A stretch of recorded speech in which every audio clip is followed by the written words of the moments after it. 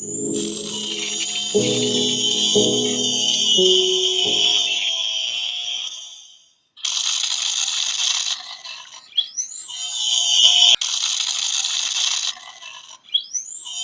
memang makanan itu, saya katakan, biang kerok dari muncul masalah sekarang gara-gara apa? Gara-gara umat tak mampu mengatur ini.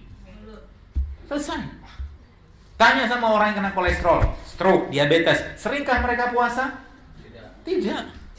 Seringkah mereka ngikutin polanya Nabi jarang kenyang, bahkan lebih sering lapar? Boro-boro segala macam makanan dihambat, dihantam kalau saya bilang. Masalah kan jadinya kan? Kenapa bisa begitu? Karena they cannot control hunger. Mereka nggak bisa kontrol lapar. If you can control hunger, you can control everything else. Kalau Anda bisa ngontrol lapar, maka Anda bisa ngontrol yang lain. Itu kata kuncinya. Kata seorang dokter, ya dokter Muslim lah dikatakan gitu. Kata kuncinya lapar. Jadi biasakan lapar, ya supaya apa? Supaya tubuhnya detox terus. Supaya tubuhnya detox terus itu. Jadi air nabis itu air apa? Dia air nano juga. Kenapa nano? Karena molekul pada kurma tadi sudah berubah menjadi kecil. Gara-gara dicemplungin dalam air. Dan kita Indonesia, Bapak sekalian, lihat, Allah Maha baik dengan negeri ini. Kalau Anda nggak punya kurma, gampang, rendam aja kunyit. Rendam jahe, rendam segala macam. Itu udah fermentasi semua. Apa yang terjadi? Anda akan kebanjiran bakteri baik. Dan ingat, 80% serotonin dibikin di pencernaan. Dan 80% imunitas kita dibikin di pencernaan. Artinya apa? Kalau Anda minum seperti itu subhanallah efeknya luar biasa. Baik, saya cerita sedikit supaya nambahin. Pasien-pasien saya ya, pasien saya yang baik, yang goib sama non-goib. Goib itu saya nggak ketemu gitu. Yang nggak goib saya ketemu gitu. Iya, sebenarnya kita bicara teori ya, teori. Contoh misalkan kalau orang kena MAH, dispepsia atau GERD, ya kalau datang ke rumah sakit kan pasti dikasih dengan PPI, proton pump inhibitor, pasti dikasih dengan apa tuh namanya antagonis H2, idin bahkan itu kan. Yang saya kasih apa? Yang saya kasih air jeruk nipis sama madu sama garam. Apa hubungannya? Saya nggak menyetop asam lambungnya. Yang saya kerjakan adalah memperbaiki enzimnya. Apa yang terjadi? Sebagian besar dari mereka, subhanallah, recover kembali. Dan kalau udah bicara produk Allah bahasa saya, maka kita menang banyak. Judulnya cuma minum jeruk nipis, cuma minum madu, udah kasih garam gitu kan, trace elemen semua tuh mineral, asam amino semua di situ, enzim. Karena bahan baku enzim itu asam amino. Asam amino apa di mana? Sebagian besar di buah sama sayuran, sebagian besar. Antioksidan di situ lah, seperti itu.